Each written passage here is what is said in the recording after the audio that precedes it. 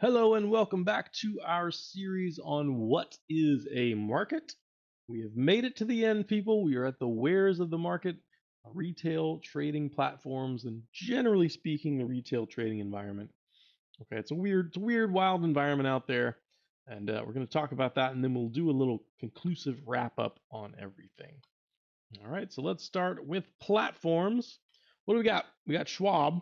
Schwab is the big player these days, and that is the Think or Swim platform.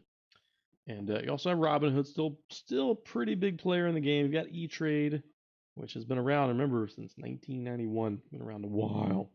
Fidelity, and then you have your larger kind of investment platforms. You've got your Vanguard, got all those, got Bank of America, that sort of thing. But in terms of the trading side of things, more active investment side of things, your major players are E-Trade, Schwab, Fidelity, Robinhood, Merrill Edge, which again is part of Bank of America, and Robinhood. Some that are now closed are really more of the ones that have been acquired. So you had Ameritrade which merged with Schwab. Try saying that 5 times fast. You had TD Waterhouse, which merged with Ameritrade, which then merged with Schwab. And then Daytech was another one that merged with Ameritrade. Trade King was around for a while, and they merged with Ally Invest. Scottrade was around for a while, who merged with TD Ameritrade. And then Options House was one at some point, which merged with E-Trade. So Ameritrade, really gobbled up everything.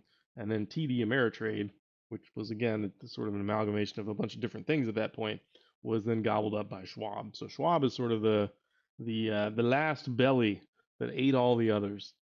But again, you've got some choices from which to choose there. You've got Schwab, Robinhood, E-Trade, Fidelity. If you're gonna be serious about trading, you probably want Schwab or Interactive Brokers at this point. Interactive Brokers has been around a long time, probably has the worst user interface ever, but has phenomenal access. If you want to trade anything outside of the US markets, Interactive Brokers can get it done for you. Okay, other things to kind of think about here as we're talking about the retail trading landscape and environment is that because of the access now, people that were traditionally long-term investors have now shifted to a short-term mindset. I spoke personally to many, many people, especially during COVID, that had bought securities back 30 years ago, had held them until now, and all of a sudden decided they're going to start day trading. So a big mindset shift over to long to short term. Not across the board, obviously, but there's been a significant shift to say the least. A big part of that environment are the Reddits, the stock twits, the Discord rooms, the Telegram rooms, all of these little technological zones for traders to come together and find a little echo chamber so that they all decide they like the same crappy stock at the same time. So that when they all lose money, they're all losing money together. Right? Well, they're all making money together. But it's a very, I don't want to say they're all toxic, but there's a lot of toxicity in those areas to be aware of and stay away from. You read, especially with Reddit, there's a board called Wall Street Bets. If you haven't heard of it, go take a look. It is just utter insanity in there. And people taking their life savings and throwing it all on, out of the money call options that expired in 3 days. And it's a complete all or nothing kind of gamble. It's just absolute degenerate gamblers in there.